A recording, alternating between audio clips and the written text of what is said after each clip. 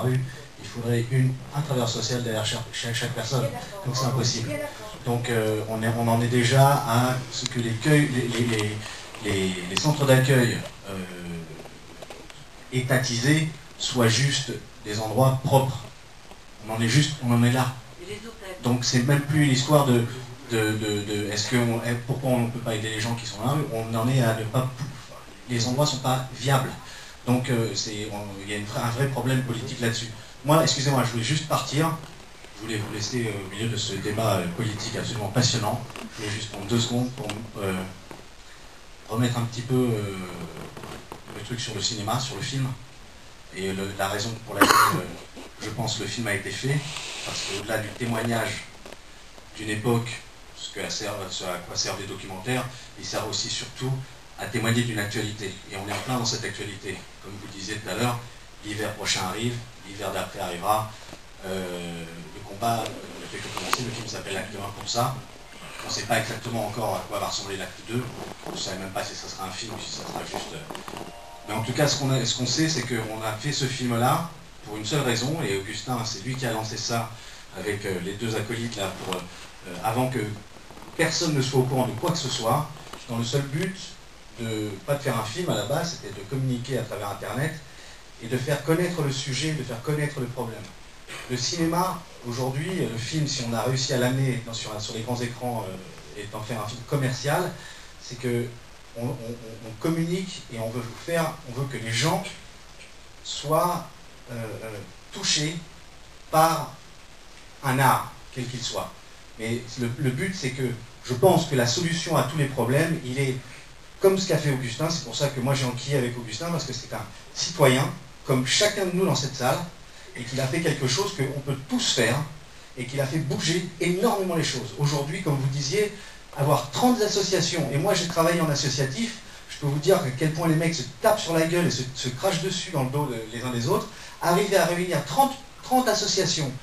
Quand j'ai travaillé avec vous au début, quand j'ai découvert Augustin et que je suis arrivé, je leur ai dit « Augustin, c'est quoi ce mec ?» Vous étiez aussi... On ne savait pas très bien. Et c'est vrai que c'était... Non, mais moi, je me souviens, non, mais c'est tout en votre honneur, à la Fondation Abbé Pierre, il y a eu un recul à se dire « Qu'est-ce qu'il fait ce mec-là » Le fait de communiquer jusqu'au bout et de continuer à prendre la parole pour expliquer, parce que son action est violente et peut être dérangeante, et je rencontre trop de gens qui me disent « Mais c'est quoi ce fou qui gesticule dans tous les sens ?»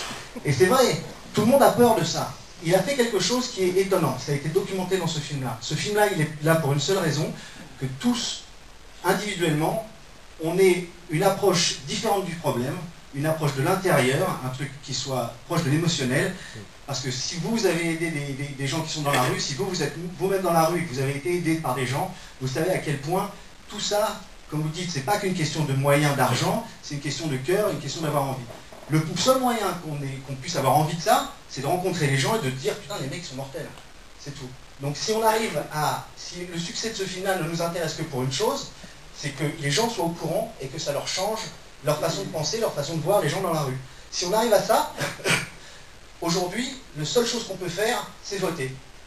On ne va pas aller se battre dans la rue, c'est fini ça. On a en face de nous des CRS, c'est plus comme à l'époque où on allait casser les vitrines à Montparnasse pour faire entendre les problèmes que 200 casseurs arrivaient à faire soulever entièrement des gouvernements, tandis que 1 million de personnes dans la rue pacifique ne font rien. Donc ce qu'il a fait, moi je respecte énormément cette action de force. Et il faut que nous, à travers lui, à travers l'action maintenant des 30 associations qui ont réussi à se trouver autour de ce personnage, on puisse individuellement influer nos gouvernements. Et c'est la seule façon d'avancer, c'est la seule façon de résoudre, je pense, de résoudre le problème. Après, parler de dire oui, mais il n'y a pas de... On sait, les riches sont plus riches, les pauvres sont plus pauvres, il y aura toujours des pauvres, parce qu'il y aura toujours des riches. C'est un système, on ne va pas éradiquer la misère, on essaie juste de s'occuper de notre prochain. Si on arrive au cours de notre vie à s'occuper du mec qui est en bas de chez nous, on a gagné. Donc pour moi, c'est pour ça que j'ai fait le film avec vous. J'en suis très heureux et je vous rends la parole à...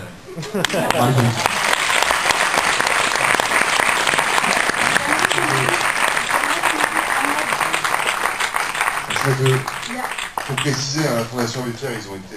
Non, mais ça a été mortel. Ils ont super soutenu. Pour dire que ça a pris du temps. Mais c'est évident, tout le monde s'est dit qui c'est Berlot. Il y a Ahmed que vous avez vu dans le film, qui réclame la parole depuis un moment. Ahmed.